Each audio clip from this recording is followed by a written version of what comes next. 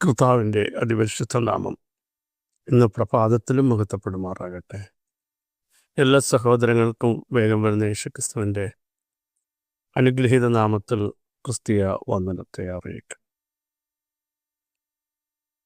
ദൈവത്തിൻ്റെ വചനത്തിൻ്റെ ശക്തി ഇന്ന് പ്രഭാതത്തിലും വെളിപ്പെട്ടു വരാൻ പ്രാർത്ഥിക്കാം.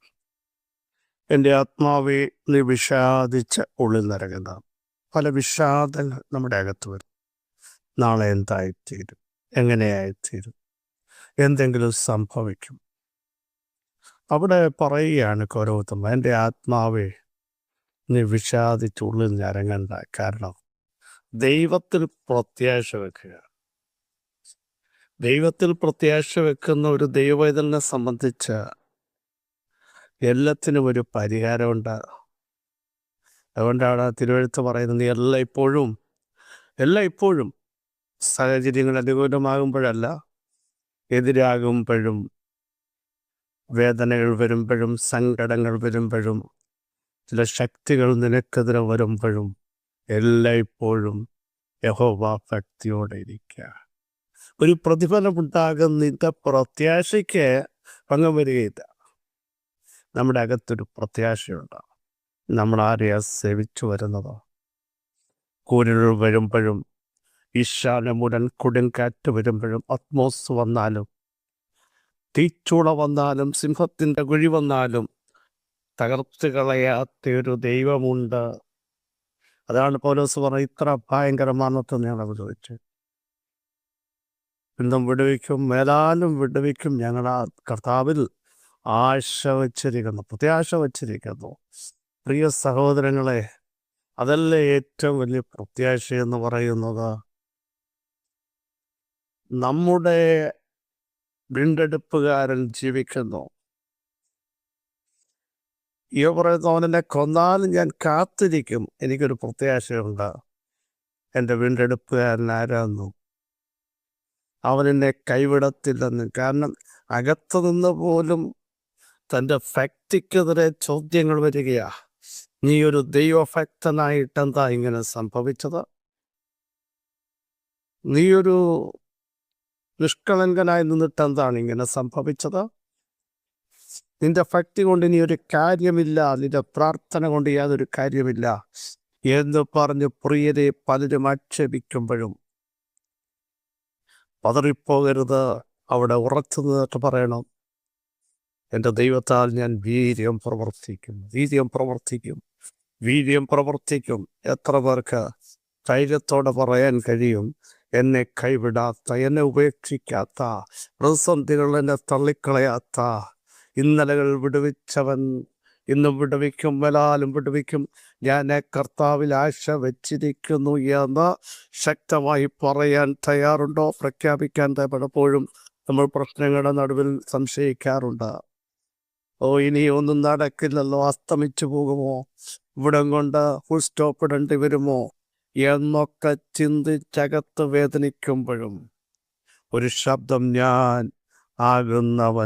ഞാനാകുന്നു, എനിക്ക് കഴിയാത്ത വല്ല കാര്യമുണ്ടോ?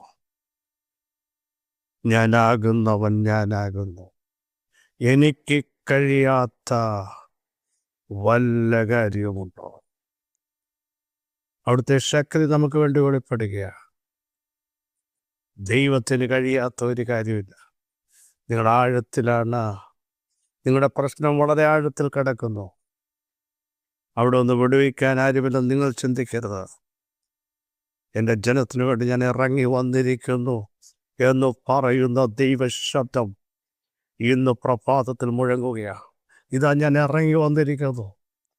ആർക്കും അടിമച്ചങ്ങലക്കകത്ത് കുരുങ്ങി ആർക്കും വിടുവിക്കാൻ പറ്റാത്ത ഇടത്തേക്ക് ഇറങ്ങി വരുന്ന ദൈവത്തിൻ്റെ കരം ഇന്ന് പകൽ ചില കുടുംബങ്ങളിലേക്ക്, ചില വ്യക്തി ഭയപ്പെട്ട, ആത്മാവിൽ വിഷാദിച്ച്, ഞരങ്ങിക്കൊണ്ട്, സങ്കടപ്പെട്ടുകൊണ്ട്, പക്ഷെ ദൈവാത്മാവ് പറയുന്നു, ചില കെണികളെ പൊട്ടിച്ച് പുറത്തു കൊണ്ടുവരുന്നത് പോലെ ദാനിയേൽ നിനക്കൊരു കേടും പറ്റാത്തില്ലെന്ന്. നിന്നെ ഇട്ടവന് മനസ്സിലാകത്തക്ക രീതിയിൽ അവിടെ ഒരു സാക്ഷ്യം വെളിപ്പെട്ട് വന്നില്ലേ? ദാനിയേലിന് വല്ലതും സംഭവിച്ചോ? എബ്രായന്മാർക്ക് സംഭവിച്ചോ? അവരുടെ ദൈവം ആരാന്ന് ദേശത്ത് വെളിപ്പെടുത്താൻ ദൈവത്തിന് ചില പദ്ധതികളുണ്ടാകും. നിങ്ങളെ നോക്കി നിൽക്കുന്ന ഒരു സമൂഹത്തിൻ്റെ മുൻപാകെ അവിടുത്തെ വചനം പറയും, ദൂട്ടൻ്റെ ആശ നശിച്ചു പോകും, അവൻ പല്ല് കടിച്ചുരുങ്ങിപ്പോകും. പത്രോസ് പറഞ്ഞതുപോലെ എന്താണ് പറഞ്ഞത്? ഹെരോദാവിൻ്റെ കയ്യിൽ നിന്നും യഹൂദന്മാർ ചില പ്രതീക്ഷകളുണ്ടായിരുന്നു. അതിൽ നിന്നും എൻ്റെ ദൈവം എന്നെ വാസ്തവമായി വിടുവിച്ചു, രക്ഷിച്ചു. എത്ര പേർക്ക് പറയാൻ കഴിയും? ചില ദുഷ്ടശക്തികളുടെ പ്രതീക്ഷയിൽ നിന്ന് എന്നെ വാസ്തവമായി വിടുവിക്കുന്ന സഹായിക്കുന്ന ദൈവത്തിൻ്റെ കരത്തിൻ്റെ വല്ലഭത്വം ഞാൻ വ്യക്തമായി മനസ്സിലാക്കുന്നു എന്ന് വിശ്വസിക്കുന്നവർ സ്തോത്രം ചെയ്യട്ടെ. വളരെ സുപരിതമായൊരു വാക്യം, പുറപ്പാട് പുസ്തകം 14:11. മോശെയോട്, മിസ്രയീമിൽ ശവക്കുഴിയില്ലാതിരുന്നിട്ടോ നീ ഞങ്ങളെ മരുഭൂമിയിൽ മരിക്കാൻ കൂട്ടിക്കൊണ്ടുവന്നത്. നീ ഞങ്ങളെ മിസ്രയീമിൽ നിന്ന് പുറപ്പെടുവിച്ചതിനാൽ ഞങ്ങളോട് ഈ ചെയ്തത് എന്ത്? 2 കാര്യങ്ങൾ അവിടെ എഴുതിയിട്ടുണ്ട്. മിസ്രയീമിൽ ശവക്കുഴിയില്ലാതിരുന്നിട്ടാണോ നീ ഞങ്ങളെ മരിക്കാൻ കൂട്ടിക്കൊണ്ടുവന്നത്? ക്വസ്റ്റ്യൻ മാർക്ക. അടുത്ത ഭാഗം നോക്കൂ. മിസ്രയീമിൽ നിന്ന് ഞങ്ങളെ പുറപ്പെടുവിച്ചതിനാൽ ഞങ്ങളോട് ഈ ചെയ്തത് എന്താണ്? നിങ്ങൾ ചെയ്യേണ്ട കാര്യം, അതും ക്വസ്റ്റ്യൻ മാർക്കാണ്. ഇന്ന് പകൽ ഈ 2 ചോദ്യങ്ങളാണ് പരിശുദ്ധാത്മാവ് നമുക്ക് വേണ്ടി നൽകിയിരിക്കുന്നത്.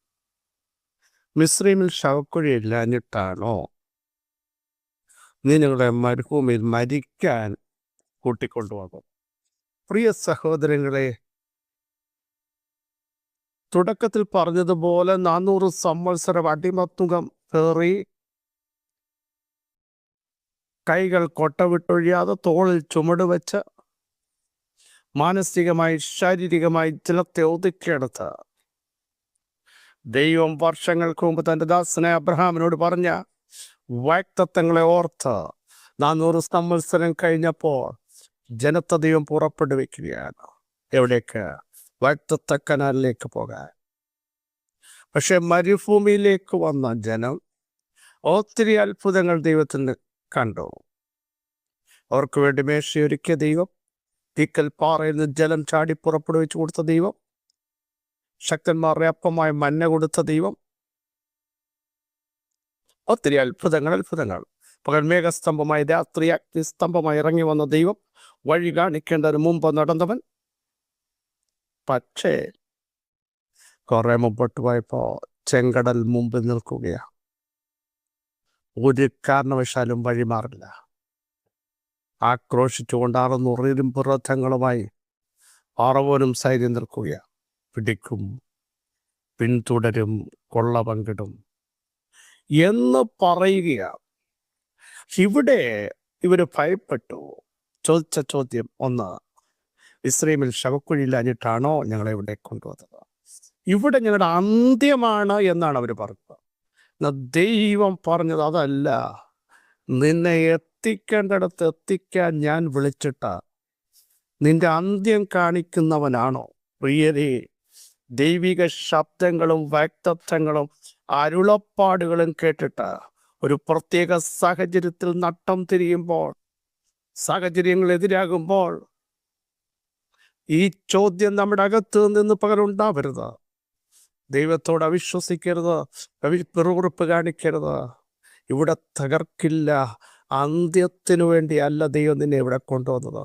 മരുഭൂമിയിൽ ഇറങ്ങി വരുന്ന ദൈവമുണ്ടെന്നും, ചെങ്കടലിൽ വഴി തുറക്കുന്ന ദൈവമുണ്ടെന്നും, ഫറവോന് നിന്നെ തോടാൻ പറ്റത്തില്ലെന്നും അവിടെ വെച്ച് തെളിയിക്കണം. നിന്റെ ചില ചോദ്യങ്ങൾക്കും അവിശ്വാസത്താൽ ചഞ്ചലിച്ച ചില വിഷയങ്ങൾക്കും ഇന്ന് പ്രഭാതത്തിൽ പരിശുദ്ധാത്മാവ് ശക്തമായി ഉത്തരം പറഞ്ഞ് നിങ്ങളെ ബലപ്പെടുത്തുന്നു. തകർക്കുവാനല്ല, അന്ത്യം കുറിക്കുവാനല്ല, ഇവിടെ മണ്ണിട്ട് മൂടുവാനല്ല, വാഗ്ദത്തം അസ്തമിച്ചു എന്ന് പറയാനല്ല. ദൈവം ചില ഘട്ടങ്ങളിലേക്ക് നിങ്ങളെ കൊണ്ടുവന്നത് ഉറപ്പിക്കാൻ, അവിടെയും ഇറങ്ങാൻ, അവിടെയും വഴി തുറക്കാൻ. ആർക്കും തുറക്കാൻ പറ്റാത്തടത്തും പ്രതീക്ഷ നഷ്ടപ്പെട്ടിടത്തും ശവക്കുഴി ഉണ്ടാക്കുന്ന ദൈവമല്ല, കുഴികളിൽ നിന്ന് വിടുവിക്കുന്ന ദൈവം. ചലനം നഷ്ടപ്പെട്ടു പോയെന്ന് പറയുന്ന വിഷയത്തെ ഇന്ന് പകൽ ശക്തിയോടെ കുതിരകളെ പോലെ നിങ്ങൾ അതിനകത്തോട് നടത്തി ദൈവ സാന്നിധ്യത്തിൽ നിറയ്ക്കുന്ന ഒരുവന്റെ ശക്തി തിരിച്ചറിയാനിടയാകുക. രണ്ടാമത്തെ ചോദ്യം നമ്മൾ ശ്രദ്ധിച്ചല്ലോ. നീ ഞങ്ങളെ മിസ്രയീമിൽ നിന്ന് പുറപ്പെടുവിച്ചതിനാൽ ഞങ്ങളോട് ചെയ്തത്. ഞങ്ങളോട് എന്തിനാ ഇങ്ങനെ ചെയ്തത്? അവിടെ കിടന്നാൽ പോരായിരുന്നോ? അവിടാണ് ഇത്രയും പ്രശ്നമില്ലായിരുന്നോ? വാക്തത്വ ശബ്ദം കേട്ട് മുന്നോട്ട് പോയപ്പോൾ, ദൈവശബ്ദം കേട്ട് സ്റ്റെപ്പ് എടുത്തപ്പോൾ, വാക്കിന് വലയിറക്കിയപ്പോൾ, ഇതാണോ സംഭവം? എന്തിനാ ഞങ്ങളെ ഇട്ട് കഷ്ടപ്പെടുത്തിയത്? പ്രിയരെ, യോസഫ് കണ്ട ദർശനം, സ്വപ്നം ശ്രേഷ്ഠമായിരുന്നു. പക്ഷെ ചില പ്രോസസ്സിങ് ഉണ്ടായിരുന്നു. തകർക്കാനല്ല, നിന്നെ എത്തിക്കേണ്ടിടത്ത് എത്തിച്ച് ടോപ്പാക്കാൻ. നിന്റെ മുമ്പിൽ ചിലത് മുട്ടുകുത്താൻ. ദൈവത്തോട് ചോദിക്കരുത്, എന്തിനാ ഞങ്ങൾക്ക് ഇത് വന്നത്? എന്താ ഞങ്ങൾക്ക് ഭവിച്ചത്? എന്തുകൊണ്ടിങ്ങനെ സംഭവിച്ചു? അതിനല്ല, ദൈവത്തിന് ചില പദ്ധതികളുണ്ടായിരുന്നു.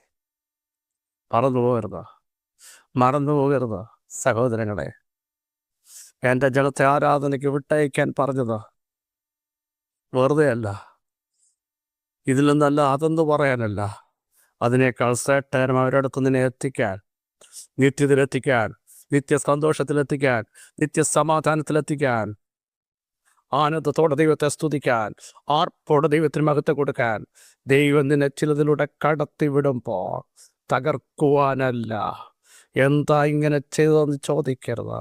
ഈ പുറത്ത് ബലം നൽകി, ഉള്ളിൽ ബലം നൽകി, കാലുകൾക്ക് ബലം നൽകി, കാതുകളിൽ ദൈവശബ്ദം നൽകി, ആദരങ്ങളിൽ വചനത്തിൻ്റെ ആഴങ്ങൾ പുറത്തു വരുത്തി നിന്നെ ശക്തമായി ഉപയോഗിക്കാൻ പദ്ധതിയുള്ളപ്പോൾ, പൗലോസേ, അണലിക്കൊന്നും തൊടാൻ പറ്റില്ല. എന്താണെന്ന് പൗലോസ് അങ്ങനെ ചോദിച്ചില്ല. പൗലോസ് അറിയാം, അണലിയല്ലോ വരുത്, എന്നിൽ വ്യാപരിക്കുന്ന ദൈവശക്തിയുടെ അളവറ്റ വലുപ്പമാണ്. യേശുവിൻ്റെ നാമത്തിൽ ചിലർ ഇന്ന് പകൽ ഈ ദൂതിൽ ബലപ്പെട്ടോണം. നീ എന്താണെന്ന് ചോദിക്കരുത്. ദൈവത്തിൻ്റെ ചില പദ്ധതികൾ വെളിപ്പെടും യേശുവിൻ്റെ നാമത്തിൽ. മൂടുന്ന പദ്ധതിയല്ല, മൂടിയതിനെ തുറക്കുന്ന പദ്ധതിയാണ് യേശുവിൻ്റെ നാമത്തിൽ. ഒതുക്കപ്പെടാനല്ല നിന്നെ ഇവിടെ കൊണ്ടുവന്നത്, നിന്നെ ഇവിടെ ഉപയോഗിക്കാൻ, നിന്നെ ഇവിടെ ശക്തമായി ഉപയോഗിക്കാൻ. എന്നെ എന്തിനാ, മറ്റിടത്ത് മതിയായിരുന്നു, അങ്ങനെ ചിന്തിക്കുന്ന ചിലരോടില്ല. ഇവിടെ ചില ദൈവപ്രവർത്തി, നീ ഇപ്പോൾ ആയിരിക്കുന്ന ചില ദൈവപ്രവർത്തി, സഹോദരി, കുഞ്ഞെ, ദൈവത്തിന് ചെയ്യാനുണ്ട്. യേശുവിൻ്റെ നാമത്തിൽ കർത്താവേ, ജനം വിടുതൽ പ്രാപിക്കട്ടെ, ബലം വ്യാപരിക്കട്ടെ, ദൈവശക്തി ഇറങ്ങട്ടെ, അന്ധകാര മണ്ഡലങ്ങൾ തകരട്ടെ. ദൈവാത്മാവിൻ്റെ ഇടപെടൽ യേശുവിൻ്റെ നാമത്തിൽ വെളിപ്പെടാൻ ഞങ്ങൾ പ്രാർത്ഥിക്കുന്നു. വലിയ അത്ഭുതം സംഭവിക്കുന്നതിന് സ്തോത്രം. സകല മഹത്വം അങ്ങേക്ക് യേശുവിൻ്റെ നാമത്തിൽ. ആമേൻ. വാത്സല്യ സഹോദരങ്ങളെ, ധൈര്യത്തോടെ മുമ്പോട്ട് പോകൂ. നമ്മുടെ ദൈവം അത്ഭുതങ്ങളുടെ ദൈവം, നമ്മുടെ ദൈവം വിടുതലിൻ്റെ ദൈവം, നമ്മുടെ ദൈവം സൗഖ്യത്തിൻ്റെ ദൈവം. നമ്മുടെ ദൈവം അടയ്ക്കുന്നവനല്ല, അടഞ്ഞതിനെ തുറക്കുന്നവൻ. ഡൗൺ ആക്കുന്നവനല്ല, എഴുന്നേൽക്കാൻ പറ്റാത്തതിനെ എഴുന്നേൽപ്പിക്കുന്നവൻ, കുതിച്ചു ചാടിക്കുന്നവൻ, ശക്തീകരിക്കുന്നവൻ, എത്തിക്കേണ്ടടുത്ത് എത്തിക്കുന്നവൻ. ഈ വചനങ്ങൾ അവിടെ സഹായിക്കട്ടെ. ക്രിസ്തേശ്വൻ നിങ്ങളുടെ സഹോദരൻ മാറ്റി.